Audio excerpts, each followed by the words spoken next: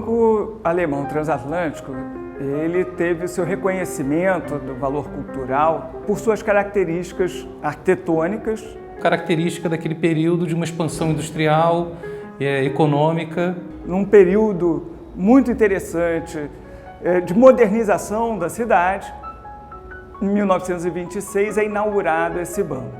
É um prédio bastante simples em termos estruturais, mas bastante complexo em termos de acabamento. Numa fase em que o mundo estava vivendo algumas eclosões culturais. Então o prédio apresenta diversas características Art Deco, com vários elementos Art Nouveau. Então não é possível especificar claramente qual o estilo, por isso que ele é chamado de eclético.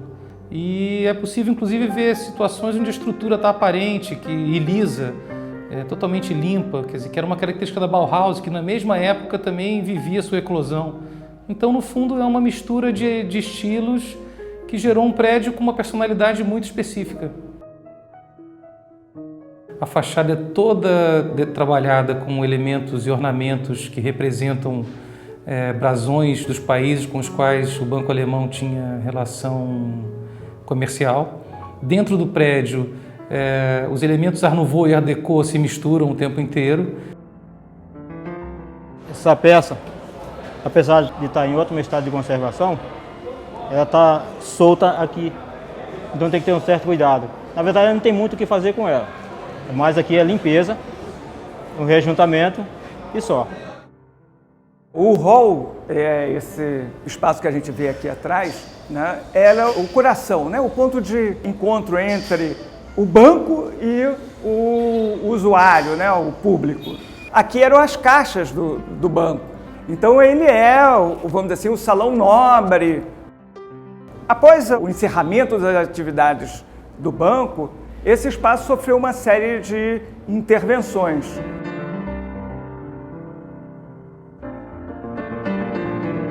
Esse projeto para mim tem uma particularidade muito específica. Assim. Eu trabalhei com meu pai durante 2 décadas.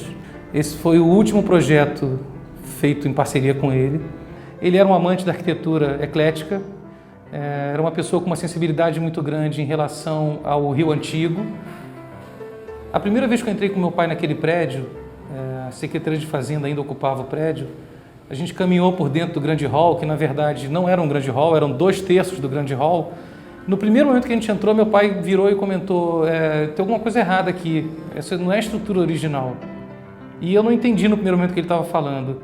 E aí, quando a gente voltou para a prancheta, que começou a analisar a estrutura do prédio, a gente constatou realmente que a laje e o fechamento tinham sido feitos posteriormente à execução da obra. No ano de mais ou menos 1944, mais ou menos foi feita essa laje. E aí ele teve a ideia de fazer a demolição daquilo e restaurar a grandiosidade do espaço, que tinha sido completamente sufocada, né? E para fazer essa laje, danificou uma série de elementos decorativos do salão. Assim como também a parte de pedra, as colunas, que vocês viram, tá vendo? A gente percebe que está faltando parte das colunas, que é de pedra sabão. Que agora, com o restauro, estão sendo revertidos.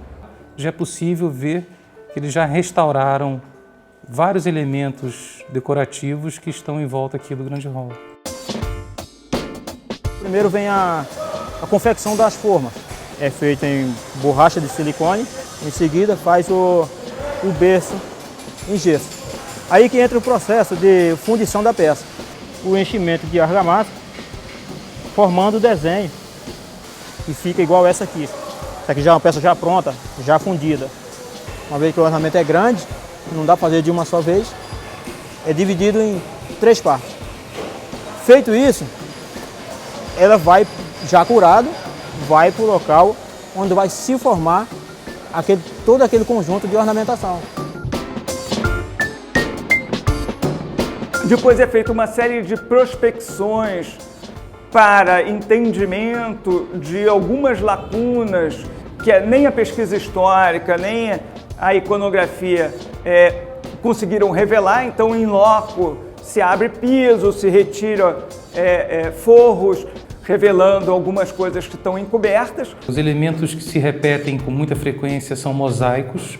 É o piso que é de mosaico, está aqui embaixo, onde nós estamos. vai ser retirada essa parte de cima, mas ele não sabe qual a situação dele, né? Vamos ver depois. E isso vai ser restaurado, limpos e restaurado.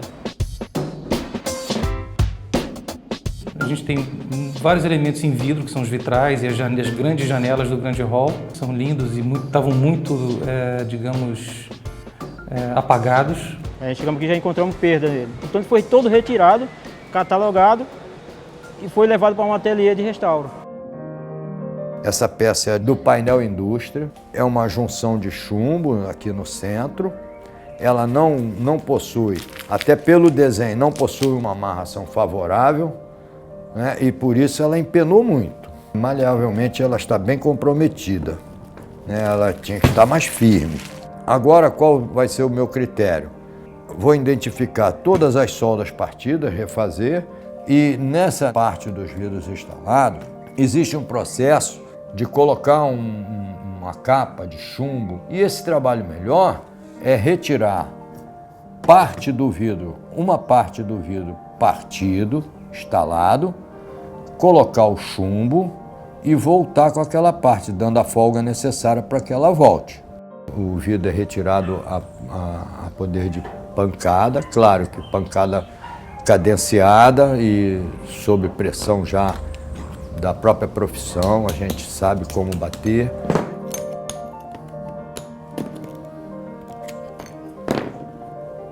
E aí eu coloco o chumbo, volto com o vidro para o local. Estou colocando o material normal do vitral, que é o chumbo, né? E o vidro continuou o original. E aqui eu identifico os vidros que deverão ser substituídos. É feito uma lavagem, né, das peças por imersão. Elas ficam de 2 a 3 dias de molho.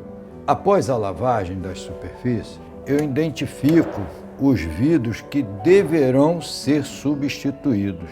Aqui, por exemplo, é o desenho, os detalhes de um telhado de um casario. Esse detalhe do telhado, ele teria que vir aqui, ó, nesse vidro. Esse vidro não poderia ser azul, teria que ser nesta cor do âmbar.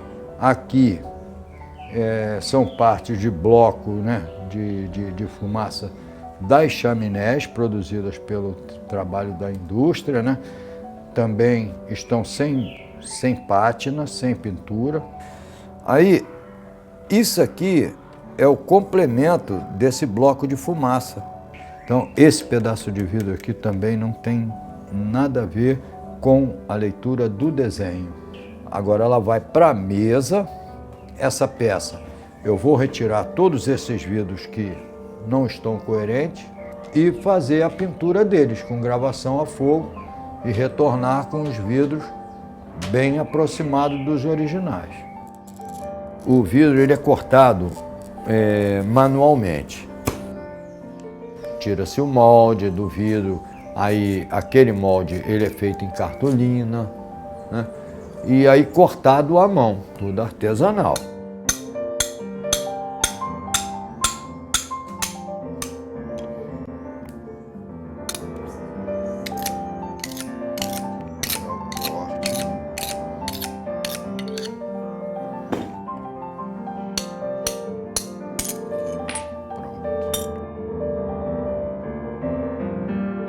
O da Claraboia é um painel mais decorativo, não existe uma cena específica.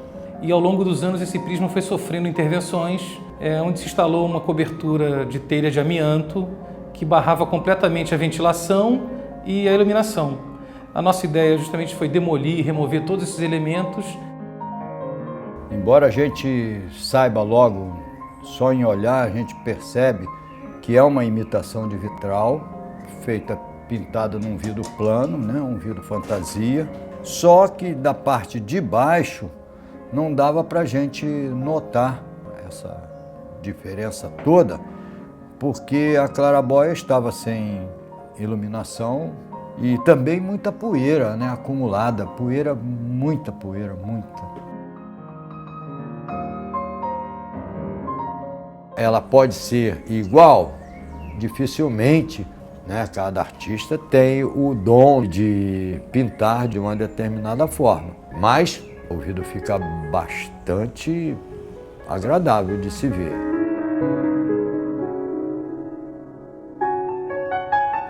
A restauração do prédio para absorver as atividades da FAPERJ e da Academia Brasileira de Ciência. Duas instituições que têm que operar no século XXI, dentro de um prédio de quase 100 anos. E pela configuração do espaço que ele ocupa na cidade. O Rio de Janeiro está vivendo um momento especial de revitalização do centro antigo.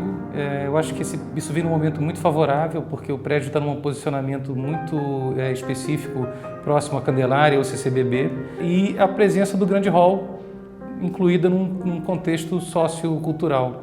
Então ele vai funcionar como um salão de recepção, um salão de exposição, né? Um lugar, de novo, do encontro do público com a instituição.